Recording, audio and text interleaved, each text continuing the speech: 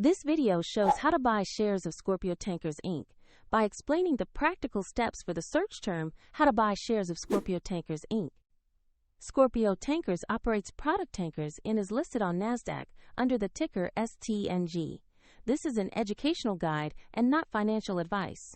To place an order, you need a broker, and I'll use eToro as an example to show the process. After registering, you will typically verify your account with an ID and add funds before you can buy shares. Use the platform search bar and type the ticker STNG to locate Scorpio Tankers. Select the matching NASDAQ listing to ensure you have the correct stock. On the stock page, review the company summary, recent news, and the price chart to understand the basic context. Confirm the NASDAQ exchange and the STNG ticker before moving to the trade screen. Click Invest or Trade. Enter the amount you want to buy and review the order details carefully before confirming. If the market is closed, your order may execute at the next session, and the platform will prompt you to add funds if your balance is insufficient.